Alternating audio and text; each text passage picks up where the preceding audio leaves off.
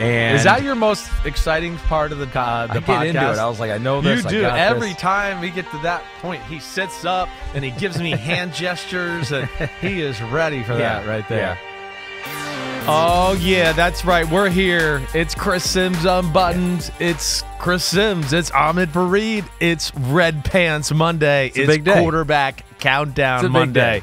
It is here. And people do see your hands and gestures. As we learned after that podcast, in fact, we have quite a YouTube following. In fact, that's where most people see us and hear us. I always knew that, too. And I know our YouTube audience very active in the comments, too. You really didn't know that? Yeah, I did. I mean, I check every once in a while. I was like, do people even watch it? Like, is it worth doing this show? Do people care? So you got to go and you got to look at the numbers. I don't ever check. And people do care and people do watch, which is why we continue to do this show. Right. They like what you're doing. So I like that. Pete noted that 3/4 of our audience is on YouTube. Right. So plenty of people are seeing my that was hand new gestures. to me. Again, I just kind of do this show and work and don't look at stuff like that. Yeah. So like I always kind of like to hear those little tidbits every now and then where it's going. So yeah, that was kind of like a shocker right For there. me, I like to just picture it as a conversation between two bros that equally know football just as well as the one person to the next. That's how I like to envision the show in my head. Well, and just like in every conversation, one guy's way smarter than the other, and he has to kind of carry that person along a little bit. But I think that's how it goes. It's so funny because this job you learn, it's just like there are different energies and for different shows that you do. Yeah, right. Like you have a different energy doing this show, and you use different words on this show. Vocabulary is different than you do for Football Night in America. Of course. And so for like podcasts, I don't think of it as we're doing a show, a TV show. I think of it as we're just having a conversation. I think so too. I approach it that way as well, right? Yeah. I mean, I'm animated no matter what. You Once really you don't get me change going, that much. It doesn't really matter, right? But yeah, you know, maybe a little more physically animated on Football Night in America, right? Because I'm standing in front of a big screen and like, hey, look at this guy do Sometimes this. you have to be in a studio like that, or else it looks like looks you're bored weird. and you're not even exactly right. Care what he's talking about. It doesn't come off the right way. You look like Frankenstein sitting in front of the monitor, like, oh, my hands are down and I'm just standing there. Yeah. No, it is cool to see. We are excited. This is my last pain in the ass of the year. That's the thing, right? I mean, it's like had a few weekends off, and then last week it was okay, let me slowly start to compile this list, right? Let me start to break it down. Let me do that. As I probably say every year, right? It's hard. It really is. It's nitpicky. It drives me crazy, right? The hardest thing is getting the first list on the piece of paper, right? I got all the names. I kind of figure it out. Then it's like, wait, I just got to get one list on paper, right? So then I can tinker with it. But that first list is tough. Then it's like, wait, who do I got a bunch of guys here that are on the fringe of the top 40. Which ones do I keep in? Which ones do I keep out, right? Yeah. There's that. And that ends up being my biggest stress. And I'm glad that I'm done with the meat and potatoes of it. Now I can just talk about it. You're never done. I'm never done, right? And I won't even be done through this process, just like just a few minutes ago, right? Like as we get ready to talk about these guys, I'm writing notes. I want to write a few things to remember what I saw, what I watched. I put on film again right before we go on here, just to go like, oh wait, yeah, don't forget about that. You want to say that? Oh yeah, yep, that's right. So that's just part of it. But the hard part's done. So to put this into context, I went into the lab and I was like, how do we explain this? Because I think we've done a pretty good job of explaining this to everyone. I had a hard time with my dad yesterday. Explaining this. Work in progress still here. Right. So this is what I've come up with. See if you agree with this. All right, this is a league where every team is equipped with league average players at every position except nobody has a quarterback. You are the head coach. Right. You have to win this year's Super Bowl or you're fired. So it's all about this 1 year. That's one year or you're fired. Right. This is the quarterback draft. Right. The final piece of the puzzle. Yeah. Who are the top 40 picks? So that's basically what we're doing. I think that's a safe way to say it. Or as I tell people, we're all on the same team, and we have the same offense and the same players, and it's basically a quarterback depth chart for how I kind of see it. Right? If that makes sense, which is still the same thing that you're saying there. Right? I had this conversation with my dad yesterday because he's always like, wait, what are the parameters? And I'm like, the same ones they've been for 8 years straight now. Right? The same ones. Who's the best quarterback right now? And he's like, well, you know, and he's going through it. And he's like, well, I'd move Caleb Williams up, just to give you one. And I go, I know, like, in big picture world, I want Caleb Williams over a lot of these people, but I can't sit here right now and tell you I think he's going to be better than this person right now. Is he going to win me the Super Bowl this year above these other guys? I can't put him in front of this guy yet. Like, I can't do that. Well, that changes everything. And I said, I know. This is about this year. It's tough. That's what makes it harder, right? If it was like, hey, who's just the guy I want, right? Yeah, I'd put Caleb Williams in, like, you know, the top 7 and go, okay, I want him. It might not be for this year, but I want him for a lot of years after that, right? This is about right now. I'm doing it right now. And when I say right now, okay, because I know we're in the world of we're going to read into every phrase that we could shit on somebody with, and then when you just say it out loud or try to make a point or something like that, we just gloss over it. So here's the other thing. It's right now, but not this second, right? I understand Caleb Williams is not going to be as good this second or Jaden Daniels. I'm saying we're going start of the season. They've gotten some training camp and some OTAs under their belt, right? They've got a little experience, right? So I'm taking a little bit of a what do I want to say there? Yeah, by game 1 next year, this is where I see them. Yeah. Right. So I'm taking a little bit of a privilege to go, I know I've been around football my whole life. I was in this spot. This is the kind of growth you see in this time period to where you know, these young quarterbacks, they will be a different human that first week of September compared to where they are right now. They're going to look back at it and go, I couldn't even get out of the huddle in May, and now I'm in the huddle, you know, telling grown men 6 different plays in the huddle and watch out for these 7 different checks, and they're going to be amazed at where they are compared to where they are right now. Why are you trying to tell me that, kid? No, I'm not. I'm now a grown man as well because it is week 1 of the NFL season. So let's look at last year. Look at your work last year. I don't ever like looking at last year. And you don't, to make this list. You don't base it off like, oh, he's gotten a little bit better than last year. You don't even look at last year. So this is the first time you've probably seen this in a while. I love all the tiers that we did last year, putting our heads together on that. We'll do that again this year. Yep. But I want to make a point here, too, and some people will look at it. It's always the hot-button quarterbacks, the Jalen Hurts and the Tuas, too. So Tua 21st there. Yeah. And he was what, number 1 in the league in passing yards? And you said that at the time. Right. Like he's going to have more passing yards than maybe everyone ahead of him here. Right. Except the top few. And he had more than anyone. Yeah. That's not this exercise. It's not trying to predict in the offense, in the current system, how many stats and touchdowns this guy will throw for. Yeah, no, it's not. So that's where we're getting into, and that's where, you know, some people I think do get confused that you're going into the team now. We're taking Mike McDaniels. They're giving you the advantage of having Tyreek Hill and, you know, and Waddle, right? Well, like what would it look like if, you know, this quarterback had Mike McDaniel and Waddle? Man, he might have been different too, right? So again, it's not easy. But that's what we're trying to do here a little bit. And I'm trying to rely on my, you know, experience, the people I've learned from in football, right? You know, hey, things I hear through the years, right? All of that, right? I mean, especially down here at the bottom, sometimes it is a little bit like, hey, these guys haven't played a ton of football. So it's go back to previous years, watch last year. Oh, man, I've talked to this guy's coach the last few years, and, man, they tell me about him, and, well, he's a little more impressive than maybe I gave him credit for, right? So those are all things I take into account. But, man, this bottom part of the list is hard. What are you, looking at your top 40 here, what are you most proud of? Gosh. Like, did you call anything last year? I don't think I'm really all that proud about anything that I look at. I'm not even joking. Like, I honestly feel like some of the, you know, the proud ones I am of last year, maybe putting guys that had maybe some bigger names and like not, you know, buckling to it a little bit. Not like you just talk about Tua, where I think most people would be like, what? You know, how is he not top 7 or 8 or 9? And just, you know, I think people kind of see that he's not quite that quarterback. So I'm proud that I've kind of stood my ground on some of those, right? But damn, no, what this list shows me every year is that it's hard to do this list and it's hard to be right. And more times than not, I feel more comfortable about looking back at my list with 1 through 12 and 13 better than anything. Well, right? I think you did very well there because there were questions about Lamar coming into the year, coming off an injury, and you had him still top 5. You still had full faith in Lamar, and he showed it again that he can be an elite quarterback. And I think Matthew Stafford too at 10. Like as the number 1 fan club of Matthew Stafford myself. Right. Like I thought, is it done? Is he done? Yeah. It's like there's so many injuries, they've all piled up. Right. I don't know that he can be. And you get to the end of the year, and you're like, I don't know that a quarterback has been as valuable to his team as Matthew Stafford was to the Rams. He'd be a great example of, you're right, I should be proud of where I put him.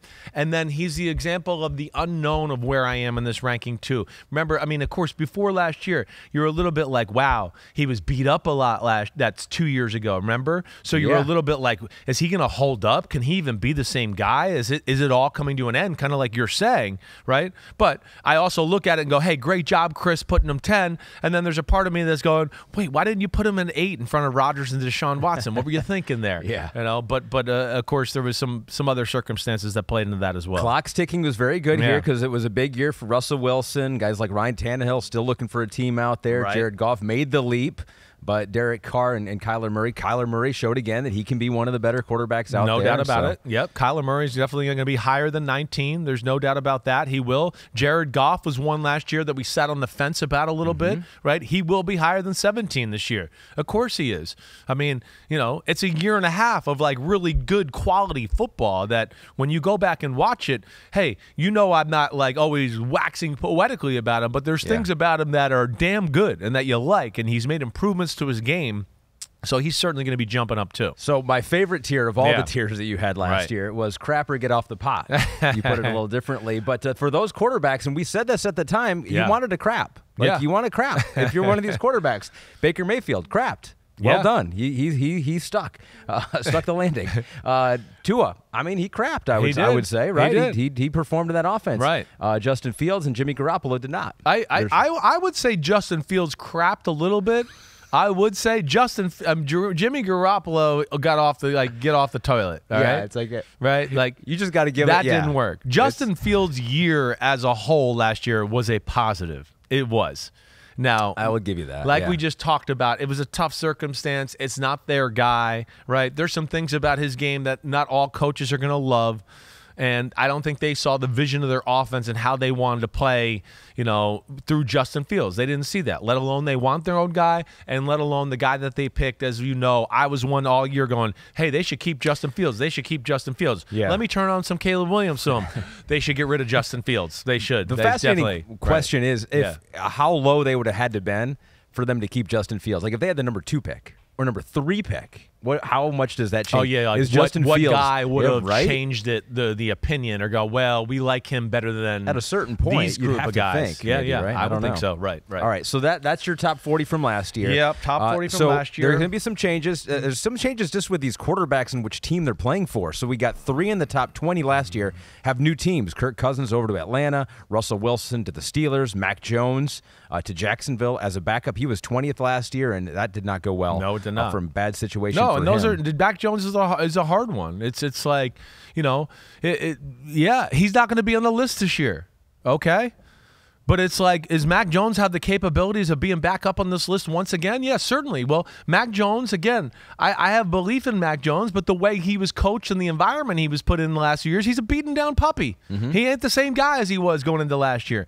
I was thinking maybe last year could rebound and get back, right, and all that, but there was issues across the board there. So it's like, yeah, he needs to be rebuilt, retooled, go somewhere else, kind of find himself once again. But I wouldn't be shocked to see him back on this list in a few years or 2 years or whenever. So 11 of your 40 quarterbacks have new teams. Yeah, I don't know if that's high. It does seem higher than usual. I think that's higher than normal. It is. I mean, it's that. A lot of switching of guys. We had a lot of guys that were on one-year contracts for backups last year, right? They made moves, so that all happened. The one thing you realize here, okay, to this whole thing, like, I don't want to hear there's a quarterback problem in the NFL. There's not a quarterback problem in the NFL. That's the one thing that when I come away from this every time, I go, no, not every time, but more this year than ever. That's what I wanted to say. That, like, I know we always joke there's 20 top 10 quarterbacks, right? I mean, there's 50-something top 40 quarterbacks. It was nitpicky getting down to this. There's names that I leave off the list that I'm like, that's tough to leave off the list. Damn. He's worthy of being up here in this conversation through other smart football people's minds as well, right? So it's not disrespect, but I get into that again too because I hear that all the time. And when this thing really shows me is the thing we always say, it's really not a quarterback problem in the NFL. There's a lot of good ones to go around. There's a lot of awesome middle class, right? Backup quarterbacks, fringe starters that you go, wow, there's a lot of those in football, right? So I come back away from this exercise once again going, there's more of an offensive coordinator issue in the NFL than there is a quarterback issue. That's for sure. It's like an offensive problem. Like the whole thing, how does it all fit together? Is your offensive line is a big part of that too. Exactly right. The offenses in general have to start being more creative. They've all gone a little too much of like, copy. This is what I do. I'm going to copy. And I just want to be like, the great offenses don't copy all the time. Yeah. Right? Kyle's telling you to say that. Well, right? Stop copying me. Well, he'd be one for sure. Right? But like also to that advantage, I go, go ahead, copy him. Kyle's going to come up with more ideas. Yeah. And everybody's going to get used to those things you're copying with Kyle because everybody's doing them, and he's going to get better. Right? So that's where, like, the great offenses we've seen in the NFL the last 20 years have had elements where it was new to the league. Oh, whoa, right? Like, people couldn't understand New England and what they were doing there on offense. How is he reading this? What is he doing? I've told you this before. The NFL was very much, if there's two safeties, play the left side of the field. If there's one safety, play the right side of the field. New England and Belichick said, screw all that. Some of these defenses, it's too hard to tell. Is that a single safety? Is it too deep? What the hell is that disguise?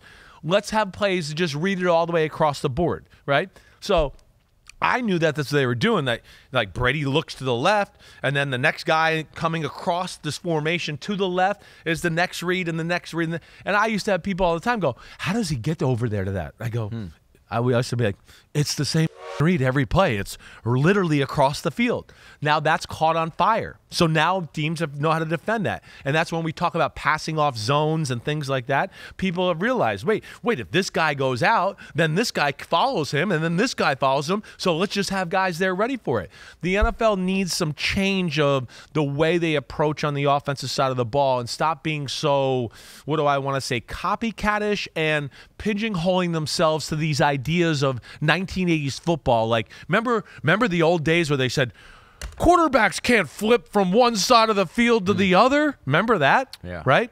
That shit needs to go on all the time now. And the good quarterbacks are doing it all the time. And that's where I would say offenses need to stop doing that, right? Stop having maybe the receiver to the left run the 20-yard out route, and then the three receivers to the right are also coming over that way to make it easy. Like, Mahomes and Josh Allen and Joe Burrow are capable of going, wait, the 20-yard out route on the left wasn't open. Usually we have a crosser that comes into my vision. We faked the crosser, and he ran out the other way. I had to flip my hips a quarter of an inch farther, and I had to move my feet over here instead of over here. And coaches make it a big deal. And what I'm saying is they need to break some of these rules and tendencies in the NFL. That's the one thing I saw watching this. There got to be more outside the box. Like, stop worrying about, oh, this isn't exactly, and Bill Walsh's footwork will go exactly. Like, just call the play and be creative and be aggressive. Yeah. And these quarterbacks will make the plays. Oh, so many of these plays, what they teach, perfect feet and all that. I go, his feet were horrible. It was a great play. Great play. Nothing that you taught him mattered. It didn't matter. He took 70 hitches and did a karaoke drill and still got to the second read and threw it, right? And then it's, I'm listening to your feet. Move on to the next guy. So I'm rambling a little bit, but all I'm saying is that it's really apparent to me as I go through this exercise. It's like they're making life easier on the defense than it used to be. All the defensive coordinators right now are literally like, oh, when they do this, then this and this and this are happening. And we'll just play our guys here and here and here, and I'll teach them that, hey, when that guy goes that way, then usually the other guys go this way too, right? Or whatever. And that's where they're all over them that way. So NFL offensive coordinators out there, let these 40 guys cook. Yeah, and some of these guys won't get to play, but especially the guys we're about to talk about today, but they could. Right. They could, and that's why we talk about them. Yes. Have you ever thought of expanding this to 70 guys? You did that one time. Thank you very much. Yeah, I did that one time. Right. Yes. No, thank you. All right, so let's get into it. Are Maybe we ready? Be easier. Maybe 70 would be easier. So you wouldn't have to cut anyone out. Right. Yeah. How many did you write down? About 50, you said? Well, let's see. I got like 5 or 6 copies here. Yeah. Let me see. Let me just quick count. Yeah. So I had about 50. I had about 53, 54. There are 53 top 40 quarterbacks in the NFL. Right. Exactly right. Again, Jimmy Garoppolo didn't make this list. Oh, don't give it away. Okay. I mean, some of these guys, right. I'm going to just let you know right now. I mean, there's, guys like Davis Mills. He's a good player. Okay. Great backup. Case Keenum. Okay, these are names that, again, a perennial member of this list. Right. Case Tyrod Taylor's not going to make the list. Oh my God, he's like one of the first out. But yeah, that's what I'm talking about. And I think when we get into these names, you're going to go, well, I understand that. Okay, I get it. So all right, let's do it, buddy. All right, let's get it. The man who did get in. Yeah, right. The Mr. Irrelevant of the Chris Simms, top 40 quarterback. He's not irrelevant, and hey, who knows? Who knows what's going to happen this year with this team? Your number 40 quarterback in the year 2024 is Jarrett Stidham, Denver Broncos. Right, might be the starting quarterback. We'll see. I doubt it, but because I think Bo Nix will be the starter. Right, but Jarrett Stidham is. Let me just say this: he has got a lot of starting quarterback physical traits. That would be the first thing I would say. He has one negative, and you know what it is? He just hasn't played enough. He hasn't had the chance to play. That's it. But when you watch the guy on film, right, whether you go to preseason or go to the end of the season when he played this year, and of course I remember what he looked like the year before that because, I'm a little bit biased towards Jarrett Stidham. I like him. I like his skill set, right? But it's good size. It's a way better athlete than people realize. It's very good feet in the pocket to move around and find spaces to throw the football, right? And then the arm is a starting caliber quarterback NFL arm, right? We're going to talk about some guys here coming up in a minute who I have in front of them and him where I go, their physical ability is not as good as his. He is better than them physically, but like I said, with him, it's more just, I got to play. It's consistency. It's a little bit, hey, he hasn't played and the ball's just a hair off target. You go like, oh, that's a good throw, but it's just a little like he had to stop here and there. And that's to me what the big thing is with him, but definitely starting caliber skills and traits in Jarrett Stidham, one of the best backups in football. So we have 3 quarterbacks in this tier to start things off here, and this tier is called Backup Plus. Yeah. And you just said, though, the other 2 quarterbacks we're about to talk about, you would have more faith in Jarrett Stidham potentially reaching a higher ceiling. That's the way to say it. Yeah, exactly right. I think he has a higher ceiling than the guys we're going to talk about in a minute without giving them away, and you'll hear it. But yeah, to me, he is a guy that if it just fell right and he could play and get in a situation,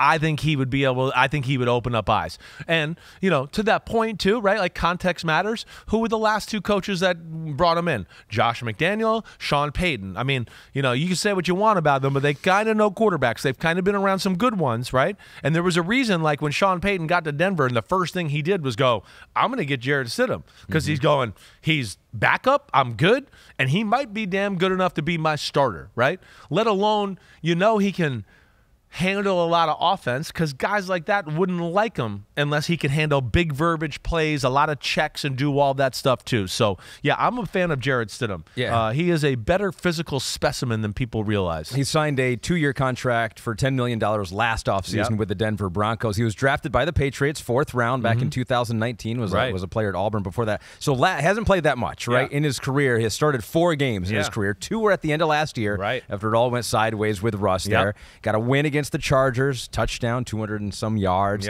almost 300 yards in a loss against the Raiders. The Raiders, right. Touchdown and an interception there. So he had a little run at the end of the year. And so what you saw there, will he make life hard for Bo Nix to waltz right in and win that job? He will. He will make life hard, right? We saw this guy 2 years ago, throw for 300 yards against the 49ers in a home game against the Raiders, right?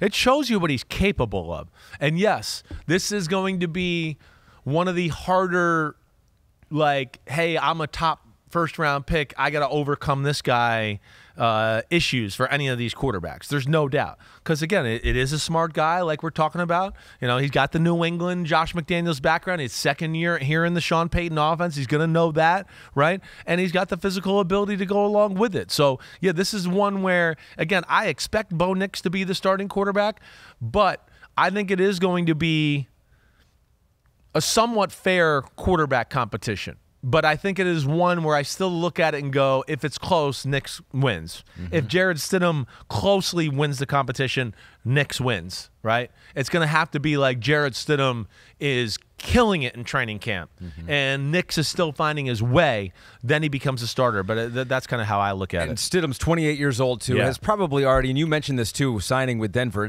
He's never been promised as you're going to be the guy, right? So he's probably somewhat reconciled the fact that, hey, I could be a backup, and if I'm a backup, that's my role. His backup, he's getting paid like a good backup. Yeah. And if he can just continue to do what he's doing, and the big thing is for a guy like him to stay attached to people like Sean Payton. So, you want to be a starter, but you don't know that might happen next year, right? I want to be a starter. I want to be a starter. I want to be a starter.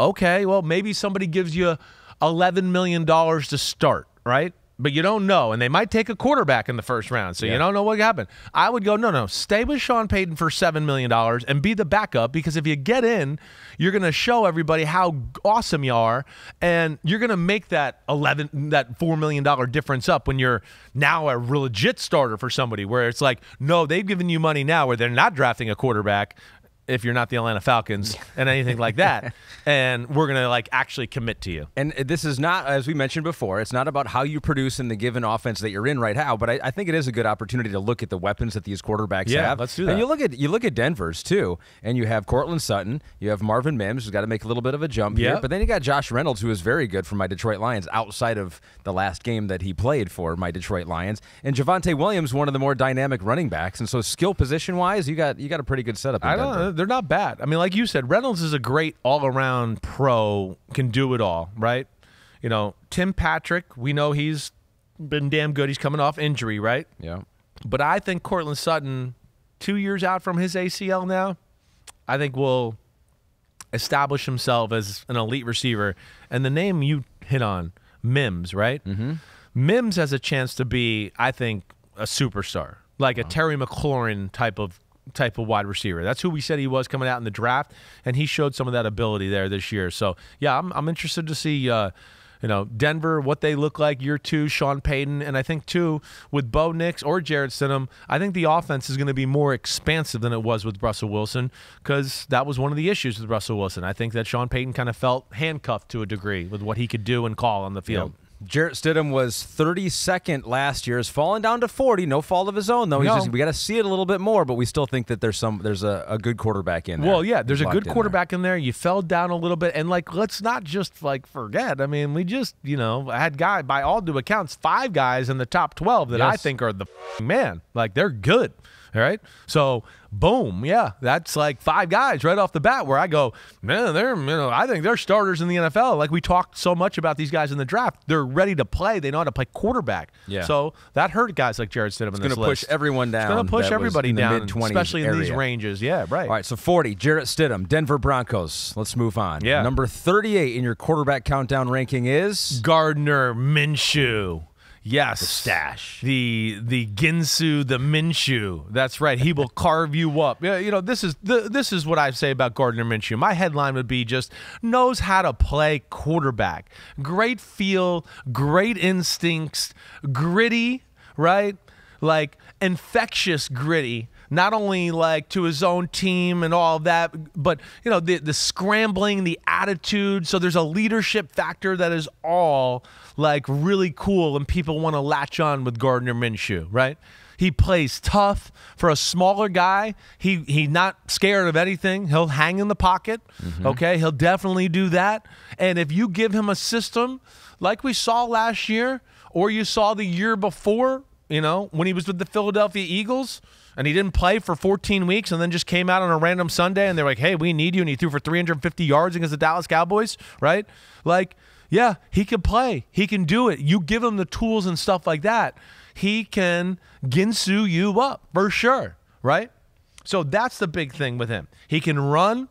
He's got a little scrappy, making plays behind the line of scrimmage to buy some time to throw the football down the field.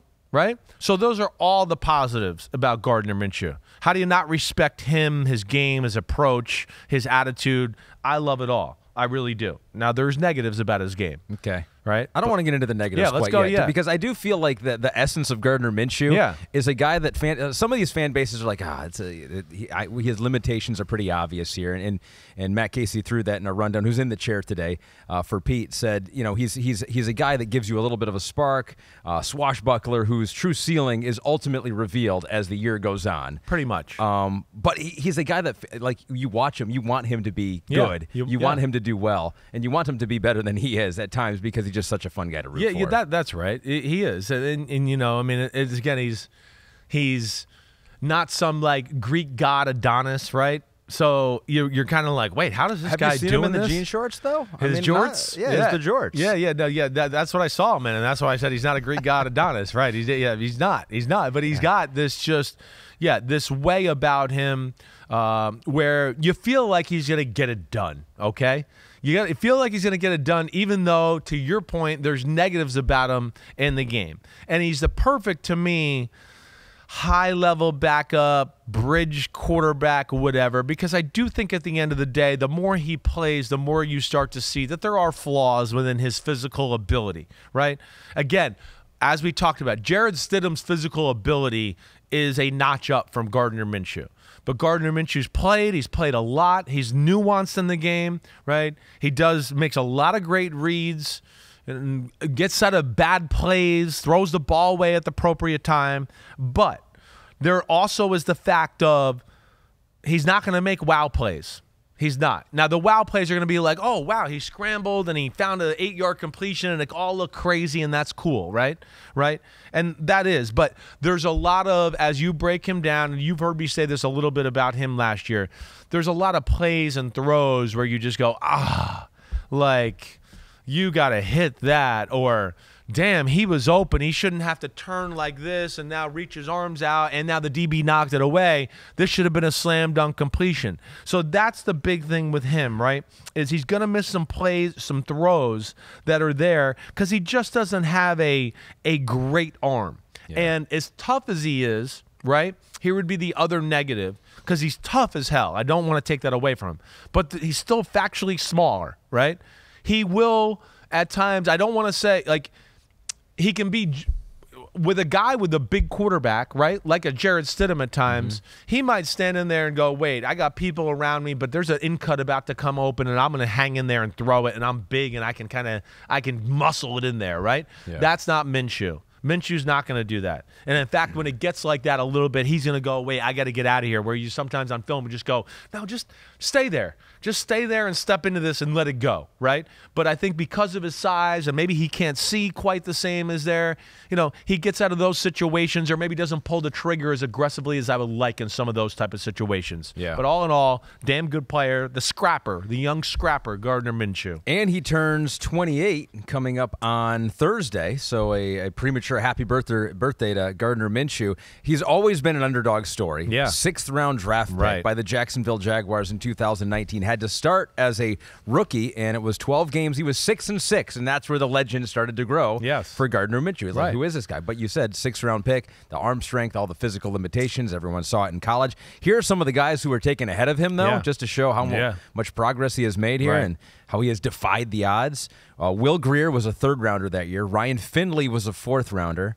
Jarrett Stidham was a 4th-rounder as well. Easton Stick, 5th-rounder. Clayton Thorson out of Northwestern. The Eagles took him in the 6th round ahead of Gardner Minshew. Yeah. Well, that's where not the eye-popping physical traits, right? Not the eye-popping physical man, and you just don't know how a guy can play until he gets in there and plays a little bit. But I think it's been the same thing really throughout, right?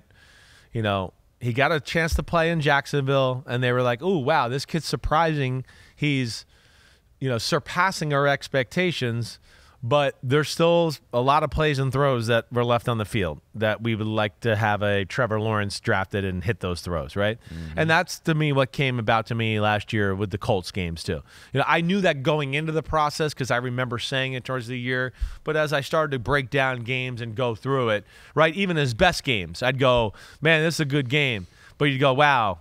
Like, he definitely left a few plays and throws on the board where this game shouldn't have been that close, or they should have been dominating, or he should have had an extra 120 yards of stats or whatever else. But I think he's perfect. He's perfect to where he is right now. He would have been more perfect if they drafted Michael Penix, and then they could have gone, wait, we have a great backup, or you have to start the first few games and do that. But as it stands right now, I think that Gardner Minshew will clearly be the starting quarterback for the Raiders. So that was the next question here, is that he's there with Aiden O'Connell. The coaching staff, I think, does like Aiden O'Connell. They put him as the starter once Pierce took over last year. So 17 games. Yeah. How many games does Gardner Minshew start next year? I'm going to say the majority of them. Okay? Yeah. I'm going to another spoiler, Aiden O'Connell's not on the list. All right, he didn't make the list. He's one of those. You wrote him down though. Those are you one of those. Considered him. He did. Yeah, he was on the very short list. Like as I really cut it down, right? But I think this is one here where, like, if they're competitive and stay in this, I think he starts the whole year. I think he will. You know, again, it's the Raiders. I'm not sure how good they're going to be, but if things start to fall off, of course, you know, he's not that good, or they're paying him that much money where they're going to go, hey, let's stay with him. He's the future, right? So, you know, it's going to be dependent on their team a little bit. And again, like I said, I think he'll play well. I don't think he's going to blow us out of the water. But if they're winning games and he's managing the games the right way, I think he'll stay in there. I do. This is the backup plus tier. Yeah. So the Raiders are hoping for plus. Yeah, they're hoping for that plus. They're going to get the plus here. They are. They're going to get that. They're hoping they can go back in time and see if a quarterback falls to them at 13 again here, because they needed it more than maybe anyone.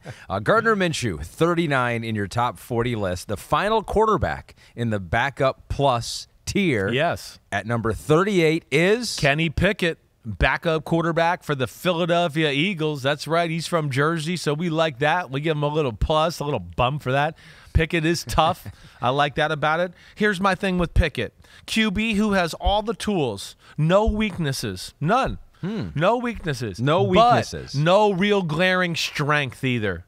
No real tangible, oh, he's so awesome at that. Let's draw up more plays like that, right? That would be the thing I would talk about, right? So he can make all the plays and all the throws and do all of that. Yes, sure, right? But are any of them in an area where I go, ooh, that's some of the best in football at that? No. And that to me would be the thing with Kenny Pickett. Can play the position, sees the field well, right? Very good on-rhythm thrower. Like all of those things, very good athlete. He really is, whether it's moving in the pocket, you know, or making a run, whatever. He is tough. He'll stand in there with people coming down and bearing down on him and hitting them in the face, and he'll make a throw, right? So those are the positives about Kenny Pickett, certainly. And I'll let you interject there before I just continue to ramble into the negatives. No, I will say this. So I mentioned before, Matt Casey is sitting in the chair today. He wanted to throw the challenge flag. On this one? On this one. Yeah. When you say no weaknesses, can make every throw, because I think that's the narrative, is that he's basically Charlie Checkdown, that he can't make every throw, those deep throws, those 20-yard out routes. Can he make them in his sleep? Can it be a wow? And I love the challenge flag. It's good. I like that. Like you and Matt are doing this. Please do that. It's not me. No, this is Matt. I don't want any animosity. So this is. I'm waiting for your answer here if I want to jump on. This is like he is capable of throwing the deep post, or the out route, and stuff like that. But throw it to the quality of you're a starting quarterback and you're a star and you're living up to the top 20 pick in the draft. No, not quite there. And then here's I think the number one thing. And this is a little bit about like almost the guy we hit. This is more than that. Is that he doesn't let plays develop down the field. Right? He only throws the ball down the field when it's in perfect rhythm. Like it's like the coach said, take 5 hitches, and on the first hitch, and if he's open, I'll throw it to him, right? Yeah. And then there's all these plays where I go, I know that's what the coach said, and it's the first hitch, and he's not quite open yet, but he's about to be wide open. Take another hitch. Tap on the ball. Be aggressive. Let it develop, right? And then that time he's already checked it down. And that's where you go. If there's a weakness, it's not necessarily the physical ability. Again, I'd love him to have a stronger arm and all that, but I think you know the point I'm trying to make here. The weakness is the mindset, in my opinion. It's the mindset of being a little bit more of, not so by the book and going, wait, I got a little feel here. I'm protected. I know this play is good against this coverage. We talk about this a lot. Here comes George Pickens on a 20-yard in cut. I know I might be on my second hitch, but I know it's coming. Why throw the ball into the flat to Freiermuth then? Why? And there's too much of that. So that would be the first thing. And you wonder how much is the dysfunction that was It could be all of it. They couldn't Pittsburgh run. He wasn't protected well. He's young. Exactly right. Yeah. So some of this is beaten down puppy syndrome too, like we talked about earlier here, right? There's a little bit of that. It is. And that's where you don't know to make of it either. Now, if we got into real physical glaring weaknesses, right? Yeah, I wish his arm was stronger. I wish he didn't have to throw with such, he needs a lot of space and energy to throw the ball hard, right? So it's a high-effort, hard thrower. And when he wants to throw his fastball, he loses control of it way too much on all throws. It doesn't matter just about the deep down the field aggressive throws. It's like, Deontay Johnson's going to run an 8-yard or 6-yard slot out route, right? The coverage is tight. Then you're the nickel corner and you're all over me. And it's like, boom, the ball has to be here, right? It's got to be on the outs. And it's never there. It's always high or outside or behind or low or whatever. And that's the kind of stuff that, I just don't know how great of a thrower he can ever be. And, of course, that decision-making has something to do with that as well. Here's the thing, too, and you've always gotten on every quarterback for wearing a glove out there. Maybe he needs 2 of them. Have you ever thought about that? Maybe he's one short. He needs to add one more to the right hand. Here's the funny thing about Kenny Pickett is that he did start 7 games each of the first 2 seasons. They had a winning record in those games. Not all about the quarterback, but 14-10. They traded Pickett and a pick that was eventually used by the Dolphins for running back Jalen Wright for the linebacker out of North Carolina State, Peyton Wilson, and 2 7th-rounders next year. And so you hear on draft season, it's like it's never bad value to take a quarterback somewhere in the first round, right? It's just a rookie contract, all that. Well, we've seen in the past few years, it's like what they got for Zach Wilson, what they got for Justin Fields, what they got, you know what I mean? It's just like they still have to be good for that value to pan out. That's right. And Kenny Pickett, at least at this point, has not proven worthy of a first-round pick. Yeah, definitely not. There's the things that we worried about coming out in the draft. I worried about, was there anything that was my problem, right? I had him the number 3 quarterback for a lot of the times because I was like, there's nothing he does that I go, wow, like that's just not a first-round pick. Just because he can, like, throw the ball on rhythm and hit the target doesn't mean like, oh, look, we got a quarterback and we take him in the first round then. It's done deal. He can throw and see people open. This is amazing. And that's where I never agreed with him being a first pick that way. And I think that's filtered over, right? It's filtered over. And, some of it is team and how he was brought up and all that, like you brought up.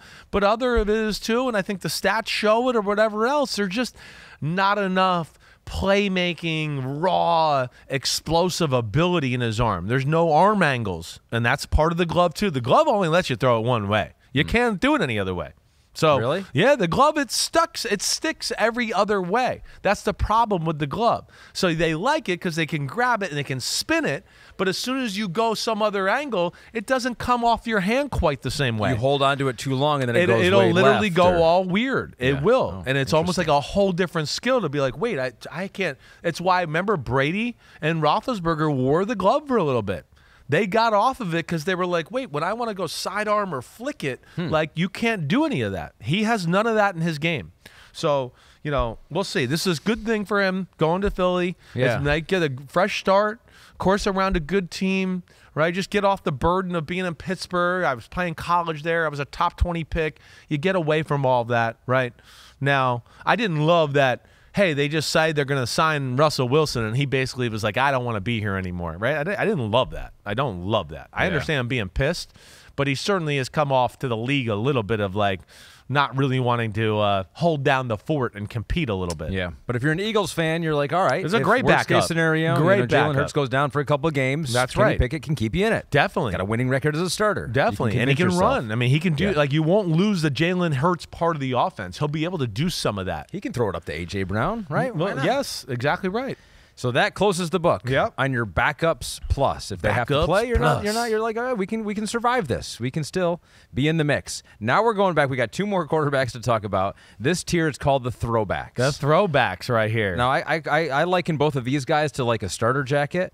It's like it's old school, right? You look at it, you're like, "Wait, that's out of the '90s and '80s or something like that." But they're cool looking. You're like, well, "I want one of those." I still would wear one, right? Yeah. And that's what these quarterbacks are. And we'll start it right off with Joe Flacco at number 37 of the Indianapolis Colts, right? I know some people are probably going to go, "Wait, this is a little low." Flacco, did you see what he did last year and all that? And of course I did. It was really damn good. Don't get me wrong. What do you go? I missed it, actually.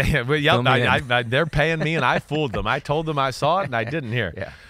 I saw all of that. I know what Joe Flacco's capable of. Now, again, what we're doing here is it's not everybody getting to play on the Cleveland Browns. Let's not forget that, okay? So it's not it. I saw Joe Flacco in the Jets the year before that, and he was like the 60th ranked quarterback, okay? I mean, it was a disaster, right? So here's the thing with Flacco. Man, he's still got one of the better arms in all of football. And when the pocket's clean and people are there to be open down the field, my man is going to be aggressive and he is going to strike.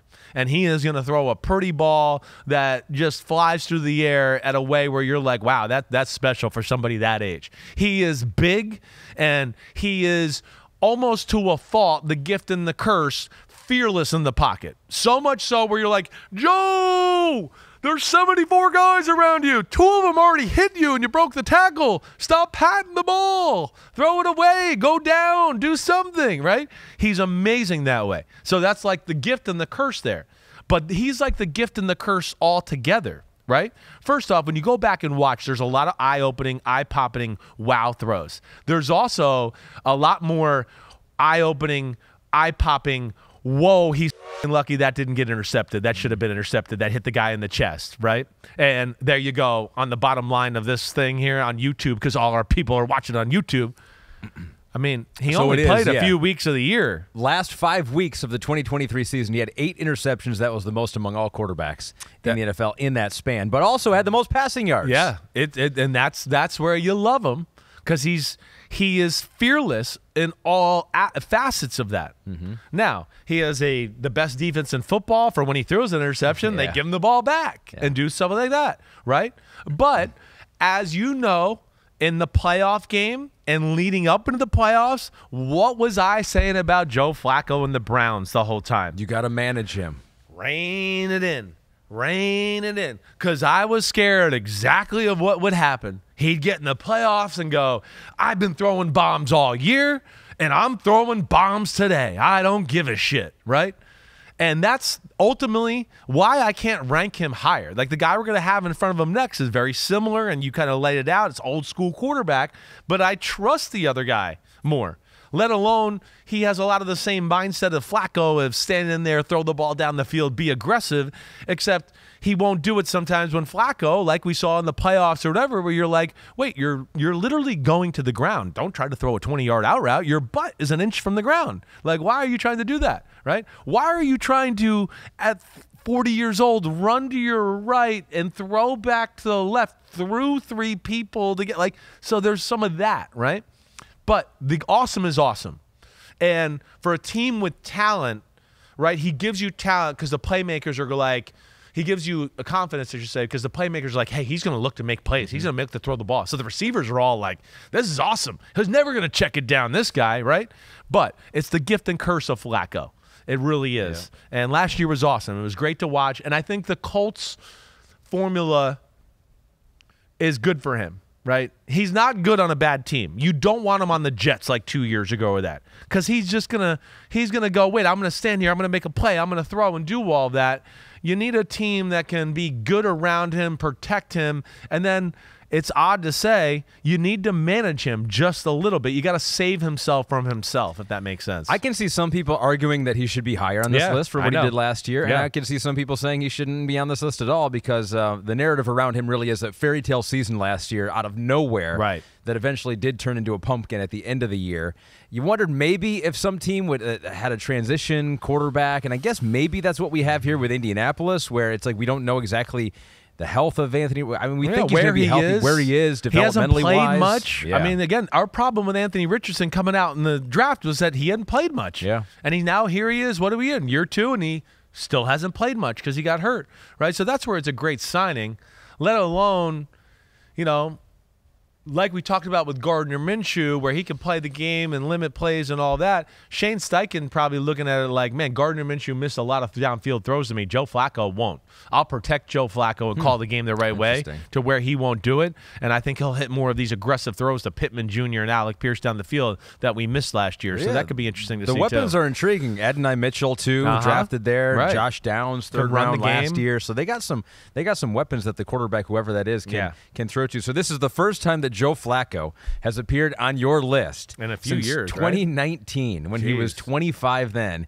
He is back as a 39-year-old. I feel like he's in the I've cut him off the list at like 42 or 43, like 4 years in a row. Okay. It's like always been that. Well, but my big thing with him is not trusting him. Yeah. Well, he was at home last year. Yeah. I mean, no team trusted him until the end of the year. Exactly. But that's the thing where I did not trust him to hold the ball in the pocket, right? He does that too long, and his strip sack fumbles or sacks in general that put you behind the chains. And then I didn't always trust the decision-making. Right, because he, even with a bad team, he was like, I'm going to sit here. I'm going to throw the ball down the field. I know I'm playing for the Jets, and they don't protect anybody, but I'm still going to stand here, right? I mean, they were literally like, Zach Wilson's dead. Mike White, I think they chopped him in half, and Joe came in the game and was like, I'm sitting here, huh? Is what happened to the other quarterbacks? Oh, they got hit. I'm just going to sit here. And that's kind of the beauty and the curse of Joe. How old is Joe Flacco? We already mentioned he's 39 years old, so he was drafted 18th overall in the 2008 draft. I was almost a teammate of his. Matt, right, you were? I was my first year. I was going to leave the Bucs. I'm going to go to the Tennessee Titans. I worked out for the Baltimore Ravens. They have a rookie quarterback. Okay. What else happened? Something else happened. They lost somebody else. I can't remember what it is. I'm still not right. I go work out for the Ravens. I have an okay workout, right? I'm embarrassed about myself, but I still can't throw the ball the way I'm normally capable before I lose my spleen. I get done. I meet with their higher-ups, and I go, don't sign me. You don't want me. I was like, I'm not going to be able to do shit for you. And they were like, I think they were taken back. They were like, we've never had a player say this. Yeah. And I was like, no, I'm really not healthy. I need more time. I was like, you guys saw me today. Did you think that was that special? Right? I mean, I wasn't the number one player in the country coming out of high school, and then all of a sudden, like, I can't throw the ball 7 feet with a spiral anymore. So I literally looked at, I think it was Eric DeCosta, and I was like, It was Eric DeCosta. It might have not been Eric DeCosta, but either way, it was somebody like that. And I was like, don't sign me. Yeah. And I moved on and basically did the same thing to the Kansas City Chiefs the next day. Went to the Kansas City Chiefs, had a workout there, said I knew they might have to depend on me early on in that year. And I did not want to do that to a team, right? Pay me money, now you need me to play it. I'm like, I can't play that good, right? So I was like, they offered me money, the Chiefs, right? Over $1 million. Wow. And I was like, I promised the Tennessee Titans I would go see them tomorrow, right? Which I did. So I didn't want to break my word, right? They were like, wait, we're afraid you're going to sign with Kansas City. You'll never even get down here. And I was like, nope, I won't. I promise you I will come to Tennessee first before I even make that decision. Yeah. I went to Tennessee, and I realized I wasn't going to be under the you have to play right now thing. And I was like, I'll take the minimum and let me get healthy instead of getting Herm Edwards fired in week 4 because I can't throw the ball for the Kansas City Chiefs. And the Chiefs are like, what are we going to do at quarterback in the years to come here? We got to figure this whole thing out. So you're here now. I mean, you were almost a teammate of Joe Flacco. You're here. Matt Ryan was taken 3rd overall that year. He's a broadcaster right now. Jarrett Maye was taken 10th overall by the Patriots. He's a coach. Yeah. The only other players from that draft that I think are still active, like Dwayne Brown doesn't have a team right now. Calais Campbell, I don't think has a team right now. Right. Josh Johnson's on the Ravens. But I think those are the only players from that draft who are still like involved. Yeah, I was in Tampa. We drafted Josh Johnson. It's a good group there. Hey, Flacco, his rookie year. Let's not forget, Flacco went to the playoffs. His first 8 years as a quarterback. His playoff record was phenomenal. We were the #1 seed in 2008. And his second playoff game ever, he came down in Tennessee and he made some plays where I remember going, this kid's about to be for real. Like, he's big, he moves way better than people realize, and he's one of the better arms, really, in the history of football. Like, it's that good of an arm, right? I'm not saying it's Marino or Brett Favre, but it's like, it's that next group down where you'd go, great arms, quarterback, Super Bowl, type arms. Joe Flacco would be in that combo. If only you could have told him back then that one day he will be 37th as a 39-year-old in your top 40 quarterback. He'd just be like, this is crazy. So we have 37. In this tier, again, these are the throwbacks. These are the starter jackets. That's They're right. still cool. Still cool to have on your team. Yep. Number 36 in your top 40 countdown this year is? Jacoby Brissett. Oh, I almost said Washington Commanders. It's the New England Patriots. He's back. He's back. That's right. Jacoby Brissett. I mean, this is, it's old school. I mean, like I look at him sometimes, Doug Williams back in the day, right? Is that kind of guy, a big man in the pocket who looks to sit there in the pocket, unaffected by the chaos around him, to make big aggressive throws down the football field, right? And the reason he gets the bump up in front of Joe Flacco is because he does have at least a brake pad or a governor switch to go, that's crazy, I'm not going to throw that, right?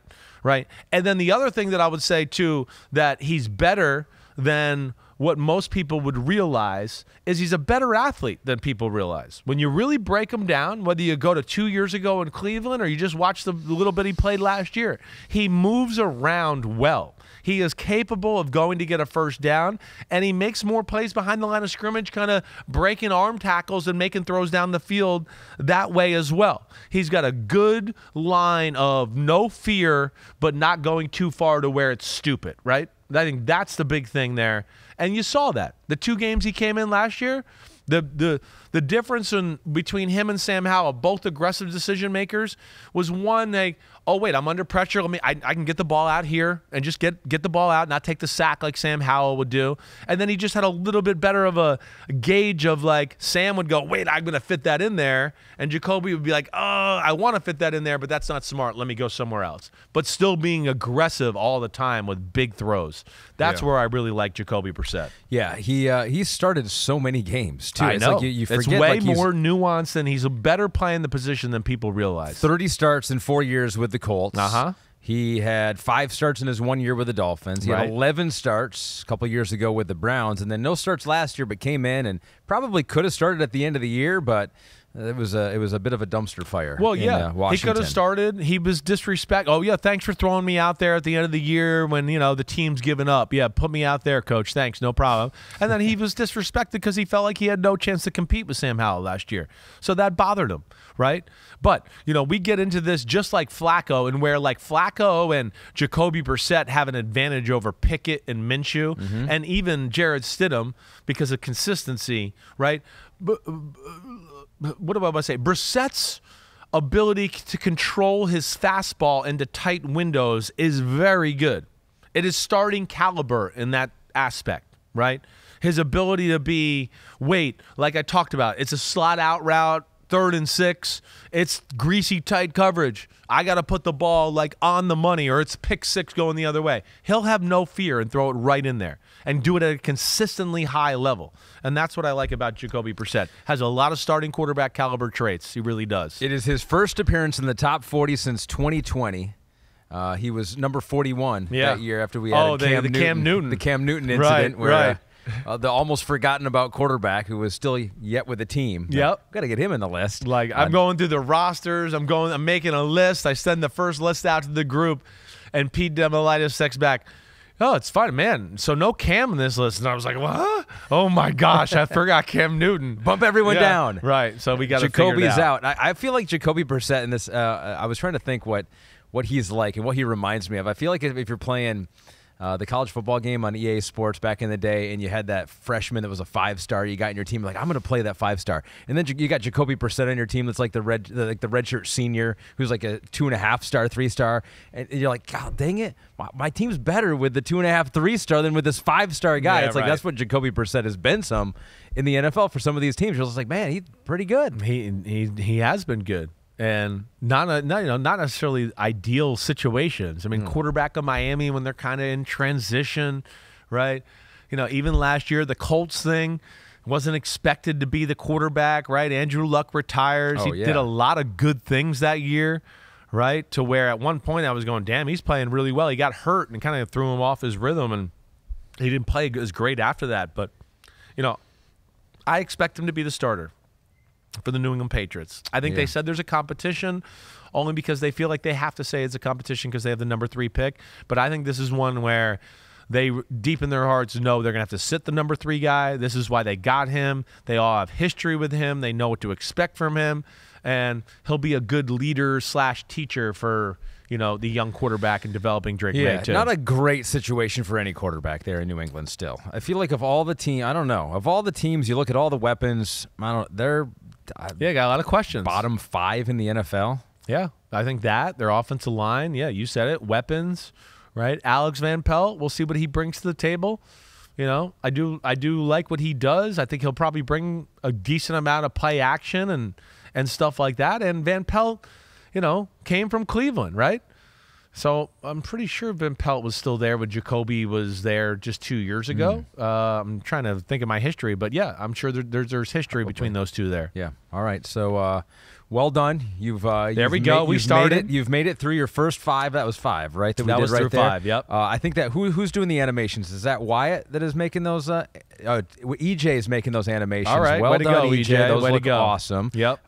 Good job to the whole back crew there. And he was with Jacoby Brissett. I'm looking it up. I chickened out there because I got scared I was wrong. But yes, he had definitely some time with Brissett. So Brissett's going to know that offense, and he's comfortable with him. I filibustered there for a second just way so you could find that piece of information. Morgan McKenzie will have the graphic out there for social media with the tiers soon. But this is something I'm excited about. I am too, actually. And this is on brand for you as well. Ranking Dudes, totally on brand for you. That's why I wore my red pants. Yep. On brand. What shirt you got under there today? What is that, like a state flag shirt? What the hell is that? Oh, the curling team. Curling team. Damn. I'm getting in the Olympic spirit here. That's like a 1980s T-shirt. That should be for. You should send that to Joe Flacco or Jacoby Brissett. Yeah, exactly. This is like the this throwback. Is old school, like this you. Is like the T-shirt version of the starter jacket. Right, exactly. But on brand for us. Yes. And for you is the nitty gritty of quarterback play. Yes. Down to how they grip the football. And it's something you always talk about with the guys. And they go, some of them, I feel like, who was it? Was it Ben Roethlisberger that was like, I don't even know how I grip it? It was Ben Roethlisberger, right? Which was like which was like awesome, right? Yeah. And like crazy all in one thing. How do you grip the football? He's like, grip the football? What are you talking about? I don't even know. You never. And I was like, I wanted to be like, what? I can't believe this. Like, right? Now, there's some young quarterbacks who don't know. I get that. I've never had a conversation with an older quarterback who didn't know that right there. But that's the beauty of Ben. Like, and that's why he was great too. He was just like, just snap me the ball, and I don't, I'm just going to throw it. I don't give a damn. Yeah. What's the play, coach? I'm just going to wait till he's open, coach. However they snap it to me. Don't confuse me too much. Yeah, however they snap it to me is how I hold it. Amazing. What are you talking about? So we're going to take a look at every quarterback's grip here and see if you can identify them. We're going to get trends, too, and see what the trendiest grip is in the NFL right now. Okay, good. I want to learn about this, too. I think it's cool, and I think there's more grips in the NFL now than there ever was before, and especially some styles of how people grip the ball that, like, back in my day or our day or when my dad played, nobody would grip the football like some of these quarterbacks do now. So that's what's kind of cool, too. All right, let's get into some of these discussions. As we see them, we have compiled your 5 quarterbacks from today. If I don't know Jacoby today. Brissett's grip and Kenny Pickett's grip, I got a problem. One wears a glove and the other one's got a black hand, so I better be able to figure that out. So it makes it a little bit easier, which if you want to nail this test, you can do this, right? You can slide some glove guys in there. You maybe have, one black quarterback every time. Throw a white guy in there. All right, so we know D is Kenny Pickett with the gloves on. Yeah. And we know A is Jacoby Brissett. All right, so Jacoby Brissett, A on the left. Okay, what grips do they identify the grips as you look at them? All right, so A here, Jacoby Brissett is on 2, right? The gap. 2. The gap of 2, right? That lace, and then he's under 5. 2 and under 5. 2 and under 5, right? Okay. Which is somewhat popular around the NFL right now. It is. Now, Kenny Pickett. What's happening there? So he's got it. It looks like he's kind of in the process of a regrip too there. Yeah. Right? He's got the gloves on. He gets both his ring finger and his pinky both on the laces. And it looks like he is a 1-4 guy. That's interesting. Maybe 1-3. So he's really grabbing the small part of the ball, but he does have 2 hands on the laces. These guys that are under, right, their pinkies don't touch the lace, think about it. The ball's tilted up too. So it's a different way of how to grab the small part of the ball, right? And that's why quarterback hand size, in my opinion, is not as big a deal as it maybe was 20, 25 years ago, because quarterback, like guys like Lamar Jackson and Mahomes are like, well, what the hell with me grabbing the fat part of the ball. I'm just going to grab it up here, and I can do whatever I want with it. And that's kind of filtered out through the NFL. I would think you really have to stay behind the ball if you're going to grab the small part of the ball. Seems like it'd be easy to lose it or your elbow. You know what I mean? Yeah, it's just I know it can be, but if you got a real good, strong grip, it's also smaller in their hand, and it's what allows Mahomes to do, this kind of stuff all the time because it's like a baseball in there, right? And then he has a wide, thick hand, so he can do it that way. So, okay, so you've got those. We're going to give you those right now. I got those for sure. All right. Now, B is the first two fingers off the laces here. Well, he's got the ring finger on 2, and then he's under 4. Under 4. 2 and under 4. Oof. It's funny. It's all these guys are kind of this right here as I'm looking at it.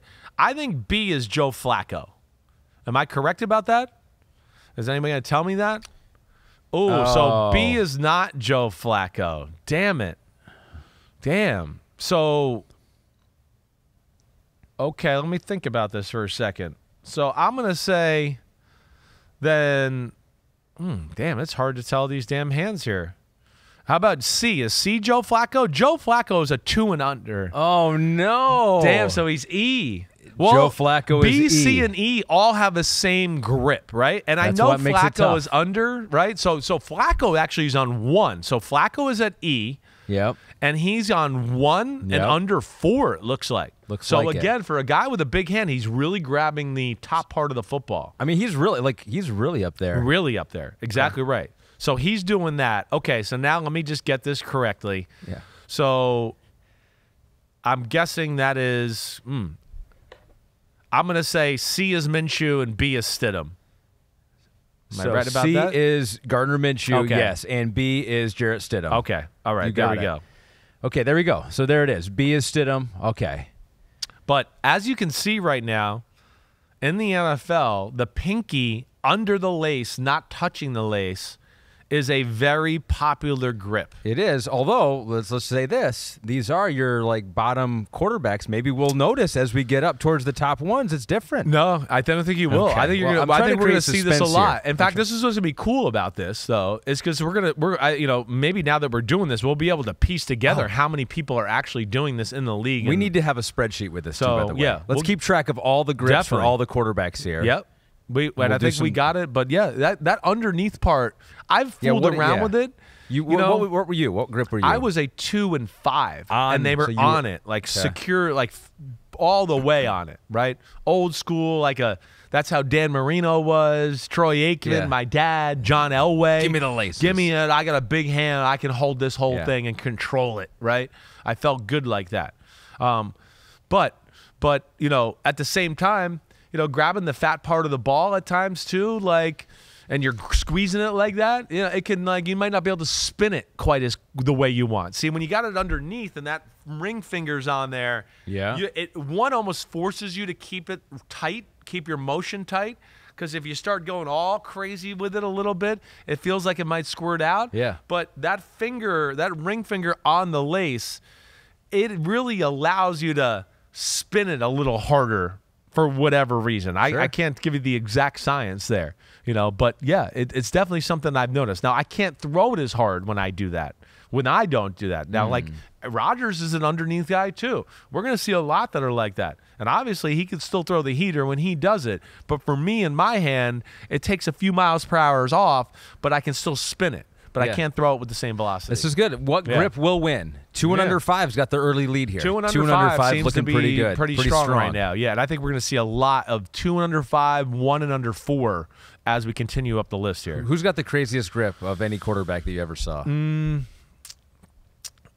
Brett Favre's hands were so gigantic, nobody gripped the ball 3 and 6. And he did 3 and 6, and I don't know any but quarterback in the history of football that grabbed that big of the fat of the ball, right? 3 and 6. It's right in the middle of the ball. Basically. Literally, and it was no problem. Yeah. Right?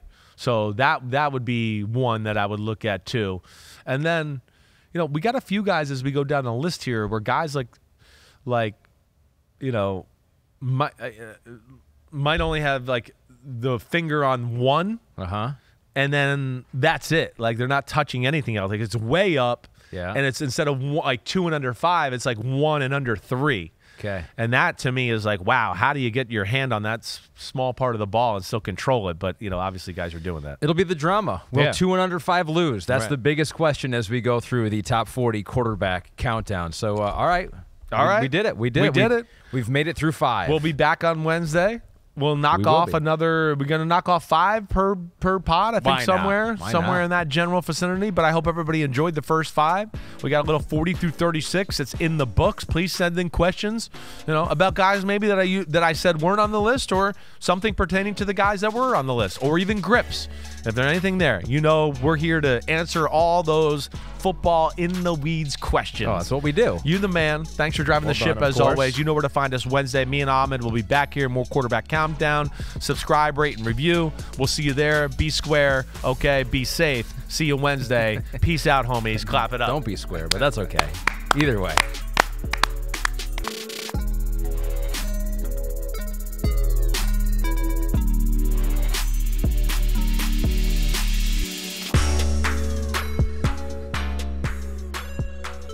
Yo, what's up? Thanks for watching, homies.